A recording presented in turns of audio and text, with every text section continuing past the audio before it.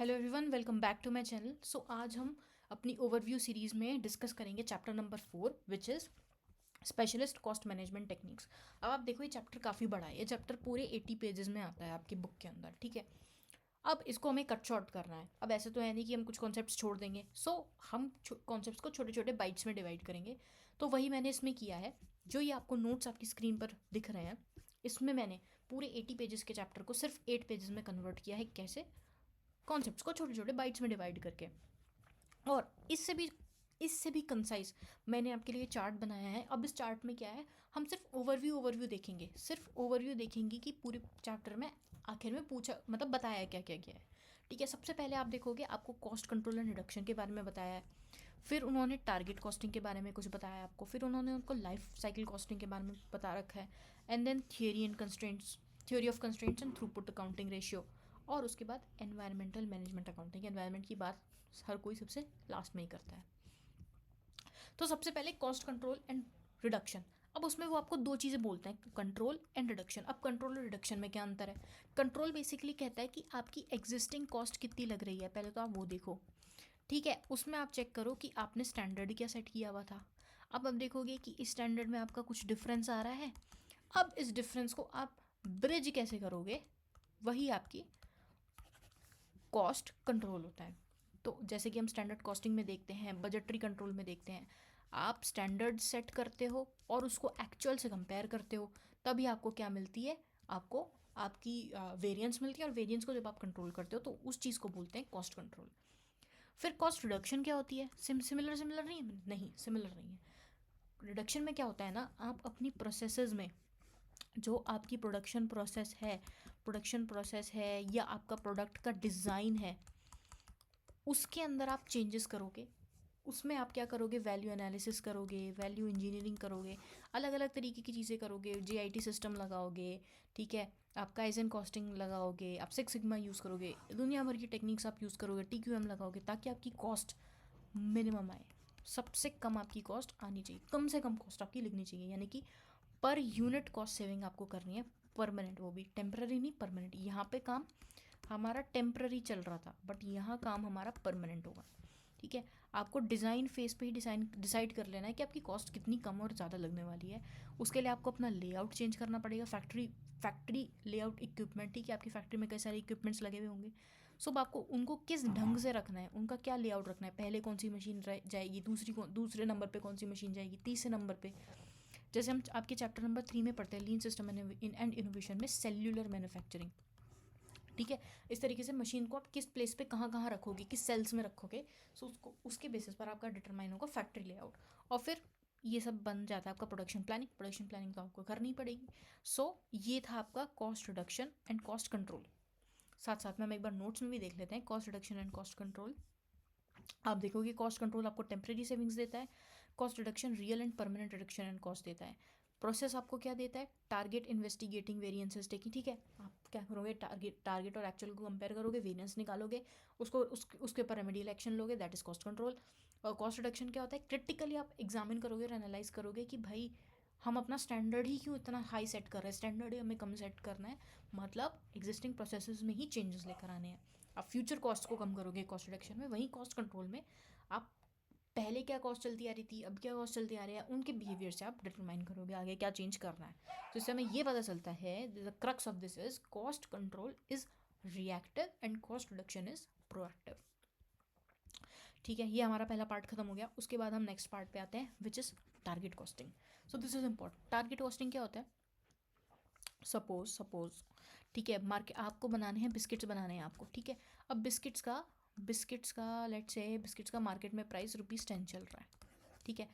10 rupees चल रही है, बट आप कहते हो कि 10 रुपीज़ तो चल रहा है, बट मुझे इसमें से जितना प्रॉफिट मार्जिन कमाना है ना, मुझे 3 रुपीज़ का प्रॉफिट कमाना है। आप डिटरमाइन कर लेते हो कि आपको 3 रुपीज़ का प्रॉफिट कमाना है। तो उस हिसाब से आपकी कॉस्ट कितनी आएगी, कॉस्ट आपकी कितनी आ जाएगी, आ जाएगी आपकी ₹7, राइट। ये जो आपने कॉस्ट कैलकुलेट की ना, ₹7, 10 - 3 करके, इसी को बोलते हैं टारगेट कॉस्ट। की आपने पहले मार्केट से प्राइस डिराइव की, ठीक है। उसके बाद आपने टारगेट प्रॉफिट मार्जिन सेट किया, ठीक है। और उसके बाद जो आपकी निकल के आई वो आपकी टारगेट कॉस्ट निकल के आ गई। ऑलराइट, अब टारगेट कॉस्टिंग, अब आपने कॉस्ट तो निकाल दी 7 रुपये। अब ज़रूरी थोड़ी है कि आपका जो बिस्किट है वो 7 रुपये में ही बनेगा, जो या जो आपका प्रोडक्ट है वो 7 रुपीज़ में ही प्रोड्यूस होगा। तो ज़्यादा में भी हो सकता है और कम में भी हो सकता है, राइट। तो उसके लिए आपको लगाना पड़ेगा वैल्यू इंजीनियरिंग और वैल्यू एनालिसिस। अब value engineering and value analysis में क्या डिफरेंस है? तो जो ये आपका वैल्यू एनालिसिस है ना, अब जैसे मान लो आपका एग्जिस्टिंग प्रोडक्ट ही बिस्किट्स बनाना था। अब वैल्यू एनालिसिस क्या करेगा, इसमें जितनी भी आपकी प्रोसेसेस लगेंगी वन टू ऑल, उन सबको एनालाइज करेगा, देखेगा कि इसमें कहाँ मेरा बॉटल, मतलब इसमें कहाँ मेरी दिक्कत आ रही है, इसको कैसे हम चेंज कर सकते हैं ताकि नॉन वैल्यू एडिंग एक्टिविटीज़ हम ख़त्म कर सकें और वैल्यू एडेड एक्टिविटीज़ हम मतलब रख सकें या इंक्रीज़ कर सकें। वैल्यू इंजीनियरिंग क्या करता है कि आपकी प्रोसेस को ओवरऑल चेंज ही कर देगा। जो आप न्यू प्रोडक्ट बनाने वाले हो ना, उसको इसी तरह डिज़ाइन करेगा कि आपकी कॉस्ट एकदम मिनिमम है। So this is nothing but your value engineering and value analysis. और वहीं पे छोटा सा टॉपिक काइजन कॉस्टिंग भी आ जाता है, जो हम already chapter number 3 lean system and innovation में कवर कर चुके हैं। Kaizen costing is nothing but small and incremental change results in big change, मतलब बूंद बूंद से ही सागर बनता है। ऑलराइट, उसके बाद लाइफ साइकिल कॉस्टिंग आ जाती है। लाइफ साइकिल कॉस्टिंग क्या होती है? अगर आपका कोई भी प्रोडक्ट है, ठीक है, तो वो शुरुआत में आपका इंट्रोडक्शन स्टेज पे होता है। मतलब आप उसको इंट्रोड्यूस कर रहे होते हैं मार्केट में कि भाई हमारा ये प्रोडक्ट है, इसको आप देखो, हम ये प्रोड्यूस करते हैं, इसकी कॉस्ट हम, तो हम क्या कर रहे होते हैं, इसकी इसकी मार्केटिंग में खर्चा कर रहे होते हैं, इसकी प्रोडक्शन में खर्चा कर रहे होते हैं। हमारा रेवेन्यू उतना नहीं आ रहा होता, बहुत मिनिमम होता है, सेल्स में बस हो ही रही होती हैं, ठीक है, बट कॉस्ट हमारी बहुत ज़्यादा लग रही होती है। बट धीरे धीरे धीरे धीरे ये चीज़ राइज़ करती है, राइज़ करती है, राइज़ करती है। हमें पता चलता है ओह हमारा प्रोडक्ट ग्रो कर रहा है, ग्रो कर रहा है, ठीक है, हमारे रेवेन्यू भी बढ़ रहे हैं, हमारी कॉस्ट भी धीरे धीरे कम हो रही है, मार्केट में रेपुटेशन बढ़ रही है। अब वो बढ़ते बढ़ते बढ़ते इतनी पहुंच गई कि अब वो मैक्स रीच आउट हो चुकी है कि अब इससे ज़्यादा तो इतना ज़्यादा कंपटीशन बढ़ा है कि ग्रोथ स्टेज में मेरा कंपटीशन धीरे धीरे इंक्रीज़ हो रहा था, बट मेच्योरिटी स्टेज पे आके तो इतना हो गया कि मुझे प्राइस वॉर्स करने पड़ रहे हैं, और फिर उसके बाद यहाँ से टच हो गई वो सीरियल डिक्लाइन चली जाती है। सो ये जो पूरी गाथा हमने गाई पहाड़ वाली, इसी को बोलते हैं प्रोडक्ट लाइफ साइकिल। अब इस लाइफ साइकिल में जो कॉस्टिंग होती है उसी को बोलते हैं लाइफ साइकिल कॉस्टिंग। अब प्रोडक्ट लाइफ साइकिल के स्टेजेस मैंने आपको पता है, इंट्रोडक्शन, ग्रोथ, मैच्योरिटी, डिक्लाइन, ठीक है। अब life cycle costing, total cost of ownership, ये ऐसी बकवास है, छोड़ो। कमिटमेंट है डिज़ाइन फेज, कि आपको डिज़ाइन फेज पे ही सारा कमिटमेंट कर देना है कि कॉस्ट मेरी क्या कैसे कहाँ लगेगी। ऑलराइट, इसको हम एक बार देख लेते हैं नोट से भी। हमारा आ जाता है product life cycle costing. Product life cycle costing, अब आप यहाँ पे देखो, ये स्टेज 1 है, स्टेज 2, स्टेज 3, स्टेज 4। आप देखो इंट्रोडक्शन फेज चल रहा है, मेरी सेल्स लो हैं, मेरी कॉस्ट्स हाई हैं, कंपटीशन भी इतना नहीं है, ठीक है, मेरा कंपटीशन इतना नहीं चल रहा है, अवेयरनेस अभी मैं अपनी प्रोडक्ट के बारे में बिल्ड कर रही हूँ, मतलब मैं मार्केटिंग कर रही हूँ उस चीज़ की। तो जैसे इसका एग्जांपल है इलेक्ट्रिक व्हीकल्स। अभी ग्रोथ स्टेज में क्या हो रहा है कि मेरी रैपिड सेल्स बढ़ रही हैं, सेल्स ज़्यादा हो रही है, कॉस्ट धीरे धीरे कम हो रही है, प्रॉफिट्स भी इंक्रीज़ हो रहे हैं, कंपटीशन आने लगा है धीरे धीरे, ब्रांड डिफ्रेंसिएशन मुझे क्रिएट करना पड़ा है। सो जैसे कि स्मार्ट होम डिवाइसेज हो गए, जैसे एलेक्सा ऑपरेटेड आपकी लाइट स्विचेस, बल्ब्स, ये सब हो गए। ऑलराइट, उसके बाद मेरी मेच्योरिटी स्टेज पे कौन से प्रोडक्ट्स होंगे, ठीक है, जो प्रोडक्ट होगा उसका क्या होगा, मेरी सेल्स एकदम टॉप रीच कर चुकी होगी, कॉस्ट एकदम मिनिमम आते होंगे, प्रॉफिट्स बहुत ज़्यादा आते हैं, कंपटीशन भर भर के है, ठीक है, प्राइस वॉर्स चल रहे हैं, हर कोई सस्ता सस्ता सस्ता सस्ता करता जा रहा है। अब मुझे फोकस अपने रिटेंशन पे करना है instead of gaining new customers. तो इसका सबसे बढ़िया एग्जांपल है स्मार्टफोन। आप देखो हर हर 3 महीने में, हर 2 महीने में एक नया फ़ोन लॉन्च हो जाता है, जिसकी प्राइस, मतलब अब तो आप देखो ना, 25 से 30 हज़ार के फ़ोन्स, बहुत 25 से 30 हज़ार की रेंज में बहुत सारे स्मार्टफोन्स आते हैं। तो अब उसी रेंज के अंदर आप 2-4 हज़ार रुपये ऊपर नीचे करके कितनी कंपनीज कितने फ़ोन्स लॉन्च कर रही हैं, खास करके वीवो, ओप्पो वगैरह। सो इनका मार्केट एकदम मेच्योरिटी पे है। और डिक्लाइन पे किस चीज़ का, आप देखो डीवीडी प्लेयर्स, बैंक का मार्केट ही एग्जिस्ट नहीं करता अब। डीवीडी प्लेयर्स यूज़ कौन करता है? हर कोई नेटफ्लिक्स पे, अमेजोन प्राइम पे, इस पे उस पे, ये जितने भी ओटीटी प्लेटफॉर्म्स हैं, यहाँ पे जाके मूवीज़ देखते हैं। तो इनका जो पूरा का पूरा एक मार्केट बना हुआ था डीवीडी प्लेयर्स का। अगर आप अपना बचपन याद करो, जब आप स्टोर से किराए पे सीडी लेकर आते थे, रेंट पे सीडी लेकर आते थे, जो सीडी के ऊपर एक वो डीवीडी होती थी, राइट, उसमें पीछे बना होता था कि इसके अंदर 4 मूवीज़ हैं। जब आप उसको सीडी प्लेयर में इंसर्ट करते थे, डालते थे, फिर आपकी स्क्रीन पे आता था जैसे 4-5 मूवीज़, और आप उस पर क्लिक करते थे, ठीक है, उसके रिमोट से कि ओ अब हम ये वाली मूवी देखेंगे, अभी वाली मूवी देखेंगे। फिर उसको आपको सर्टेन नंबर ऑफ डेज़ के बाद आप उसको वापस करके आना पड़ता था, राइट। तो अब उन चीज़ों को, उन चीज़ों का मार्केट अब है ही नहीं, ख़त्म हो चुका है। All right, that is DVD players. कि टाइम के साथ साथ, टाइम जैसे जैसे आगे बढ़ता जा रहा है, पुरानी चीज़ें ख़त्म होती जा रही हैं. So this is the product life cycle. अब इसमें एक growth, introduction, growth, maturity, decline, इसके बारे में आप थोड़ा थोड़ा यहाँ से पढ़ सकते हो. ठीक है. अब प्रोडक्ट लाइफ साइकिल, आपका प्रोडक्ट डेवलपमेंट. ठीक है. जब आप प्रोडक्ट को डेवलप कर रहे हो, वो भी आपके एक लाइफ साइकिल का पार्ट होता है, जो इस ग्राफ में नहीं होता, बट वो कहीं ना कहीं इम्बाइब्ड होता है. उसके बाद प्रोडक्ट लाइफ साइकिल, एक और चीज़ से हम देख सकते हैं कि आपके फेजेस में भी देख सकते हैं कि डिज़ाइन फेज में आपकी क्या कि मतलब आपका जो मैन्युफैक्चरिंग स्टेज है, पूरा डिज़ाइन से लेकर आपका फिनिश्ड प्रोडक्ट बनने का जो स्टेज है, का जो प्रोसेस है, उसको भी हम स्टेजेस में डिवाइड कर सकते हैं. जैसे कि डिज़ाइन स्टेज हो गया, मैन्युफैक्चरिंग स्टेज हो गया, ऑपरेशन स्टेज हो गया, एंड ऑफ लाइफ. तो उसमें कौन कौन सी कॉस्ट्स इनकर होते हैं वो भी आप यहाँ से देख सकते हो. यहाँ पे हमारा लाइफ साइकिल कॉस्टिंग वाला कॉन्सेप्ट खत्म हो जाता है. फिर अब हमारा आ जाता है theory of constraints and throughput accounting. अब कंस्ट्रेंट्स क्या होता है? कंस्ट्रेंट्स मतलब बाधा. बाधा आ रही है मतलब कहीं ना कहीं आपके ऑब्स्टिकल आ रहा है. अब ऑब्स्टिकल को कैसे इन्होंने बॉटल नेक से डिफाइन किया. बॉटल नेक क्या होता है? अगर आपने बड़ी वाली कोका कोला की बॉटल देखी है, ठीक है, या बहुत सारी बॉटल्स देखी हो सकती हैं. सो बॉटल्स में क्या होता है ना कि ऐसे करके इनका डिज़ाइन होता है. सॉरी, गलत बॉटल बन गई. ऐसे करके ना इनका डिज़ाइन होता है. अब आप देखो कि यहाँ पे तो इतना इतना इतना सारा पानी आ गया होगा, ठीक है, या जो भी चीज़ है इसके अंदर, कोल्ड ड्रिंक है, जो भी है, इसे सारा होगा. बट अगर आप उसको बाहर निकालोगे तो यहाँ पे धीरे उसकी प्रोसेस स्लो हो जाएगी, स्लो हो जाएगी. ठीक है, रुक जाएगी. तो जब आप यहाँ से पानी निकलेगा, यहाँ से जब पानी आप ग्लास में गेरोगे, तो वो बहुत slowly slowly slowly slowly slowly आएगा. आपको बहुत टाइम लगेगा, आपको फ्रस्ट्रेशन होने लगेगी कि पानी तेज़ क्यों नहीं गिर रहा. तो अब ये जो बाधा आ रही है ना, इसी को हम कहते हैं बॉटल नेक. अब मैन्युफैक्चरिंग फ्लो में बॉटल नेक कैसे आती है? अब जैसे आप रोड्स में देखते होंगे, मेरे पास एक एग्जांपल है. हाँ, अब जैसे आप रोड पे देखते होंगे कि देखो यहाँ 3 लेन हाईवे है और यहाँ पे एकदम सिंगल रोड आ गया, वन वे हाईवे आ गया. तो आप देखो यहाँ पे कितना वो है, मतलब वन वे नहीं कहेंगे इसको, टू वे कहेंगे, मतलब सिंगल रोड, सिंगल लेन आ गई. अब देखो यहाँ पे एकदम स्मूथली सारी चीज़ें फ्लो कर रही थी, बट यहाँ पे आके अटक गए और यहाँ एक एक गाड़ी को आना पड़ रहा है. अब यहाँ पे जैम लग जाएगा, क्योंकि अब इसके पीछे ये आने की कोशिश करेगी, इसको मौका मिलेगा नहीं, ये यहाँ से ज़बरदस्ती घुस आएगा, ये यहाँ से. सो जैम लग जाएगा, यहाँ पे ट्रैफिक जाम लग जाएगा. सो एक और एग्जाम्पल था बॉटल नेक एक्सप्लेन करने का, बेसिकली नथिंग एल्स. तो अब इस बॉटल नेक को हमें आइडेंटिफाई करना होता है और इसको हमें एक्सप्लॉइट करना पड़ता है. मतलब हमें ये एनालाइज करना पड़ता है कि इस बॉटल नेक को हम फुल्ली कैसे यूटिलाइज कर सकें. हमें इसकी फुल कैपेसिटी यूटिलाइज करनी है. उसी को हम बोलते हैं एक्सप्लॉइट करो कंस्ट्रेंट्स को. अब एक्सप्लॉइट आप कैसे करोगे? या तो देखो, दो ऑप्शंस हैं आपके पास. या तो आप जो आपकी बॉटल में जो यहाँ पे प्रोडक्शन चल रहा था, ठीक है, या तो आप इसको कर दो स्लो, ताकि यहाँ पे फ्लो जो है आपका सिस्टमेटिक बन जाए, ठीक है, ताकि आपको और अपना आगे पीछे का प्रोडक्शन ही स्लो करना पड़ेगा. दूसरी चीज़, इसको आप एलिवेट कर जाओ, मतलब आप अपनी ये बॉटल ही बदल दो. आप टम्बलर ले आओ, बस टम्बलर से क्या ही दिक्कत है, टम्बलर ले आओ. उसको बोलते हैं एक्सप्लॉइट. इसी के लिए ना गोल्ड रैट ने, ठीक है, मेरी स्पेलिंग गलत हो सकती है, गोल्ड रैट ने एक 5 स्टेप मॉडल दिया है, ठीक है, बॉटल नेक्स को आइडेंटिफाई करके उनको मैनेज करने का. सो उसी को हम बोलते हैं गोल्ड रैट्स 5 स्टेप मॉडल, जिसमें आप सबसे पहले सिस्टम बॉटल नेक आइडेंटिफाई करोगे. फिर आप देखोगे कि एक्सप्लॉइट कैसे करूँ मैं उसको, कि बॉटल नेक एक्टिविटी मेरी फुल्ली यूटिलाइज हो जाए, प्रोडक्ट फ्लो मेरा इन्हेंस ही हो जाए, इससे ज़्यादा ख़राब ना हो.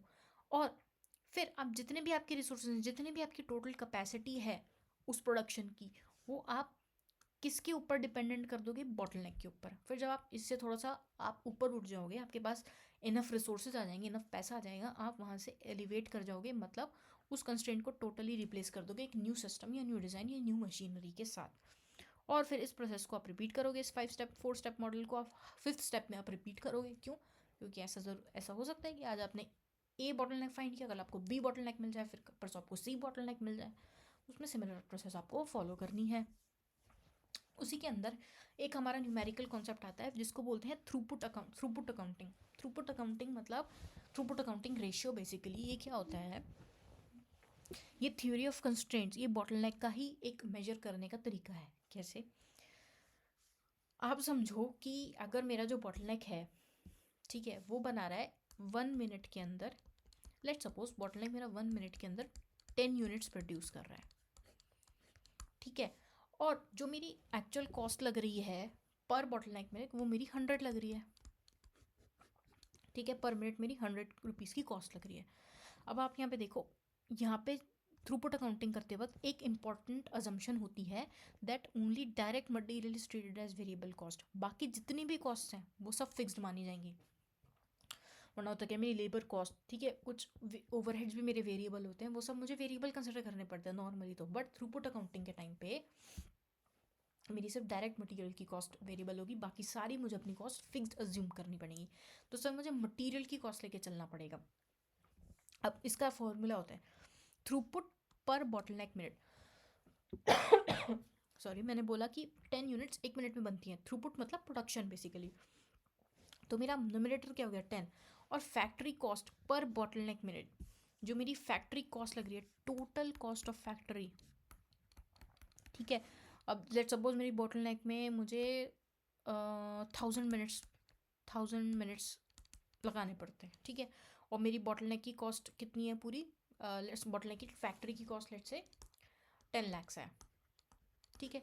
तो अब आप क्या करोगे, 10 लाख डिवाइडेड बाई 1000, क्या आपका पर बॉटलनेक मिनट कितना टोटल फैक्ट्री कॉस्ट लगता है इसको, ठीक है, जो आपका कितना आया था थ्रूपुट पर मिनट कितना आया था 10, इसको आप 10 लाख डिवाइड बाई 1000 से मल्टीप्लाई करोगे, आपको मिलेगा आपका थ्रूपुट अकाउंटिंग रेशियो। अब थ्रूपुट अकाउंटिंग रेशियो जो आपका TAR है, थ्रूपुट अकाउंटिंग रेशियो, अगर आपका 1 से ज़्यादा है, दिस मीन्स आपका जो प्रोडक्ट है वो प्रॉफिटेबल है।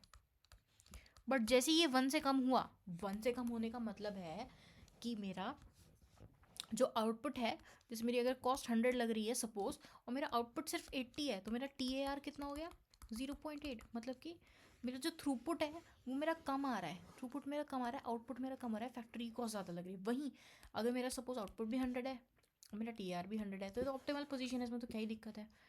बट ये ऑप्टिमल, मतलब ऑप्टिमल इसको ये नहीं कहेंगे कि भाई ये भी ठीक नहीं है, ये भी ठीक नहीं है, आपको प्रॉफिट तो करना है ना, यहाँ तो आपको प्रॉफिट ही 0 आ रहा है, राइट। वहीं अगर आपकी 110 है थ्रूपुट पर बॉटलनेक मिनट और आपकी टोटल फैक्ट्री कॉस्ट वहाँ 100 जा रही है, तो ये जो 1.1 आपका आया है ना, इसी को बोलते हैं टार आपका ग्रेटर देन 1 है और आपका प्रोडक्ट प्रॉफिटेबल है। ऑल राइट, ये आपका थ्रूपुट अकाउंटिंग रेशियो खत्म हो गया। इसमें आपको क्या अज्यूम करके चलना है कि सिर्फ मेरी डायरेक्ट मटेरियल कॉस्ट ही वेरिएबल है, rest all costs are fixed. All right, उसके बाद ऑपरेटिंग एक्सपेंसेस, इन्वेंट्री, इन्वेस्टमेंट्स भी छोटे छोटे टॉपिक हैं, ये आप रीड कर सकते हो, दीज आर वेरी सिंपल। उसके बाद आ जाता है इन्वायरमेंटल मैनेजमेंट अकाउंटिंग पे, ठीक है। इन्वायरमेंटल मैनेजमेंट अकाउंटिंग ये बहुत सिंपल है। इसमें आप देखोगे सबसे पहले आपको कुछ क्लासिफिकेशंस दे रखी हैं। अब क्लासिफिकेशंस के अंदर जो सबसे इजी है वो है पैफ मॉडल। इसमें एक हेंसन एंड मेंडोजा, ठीक है, इन्होंने कॉस्ट को आइडेंटिफाई किया हुआ है। कैसे?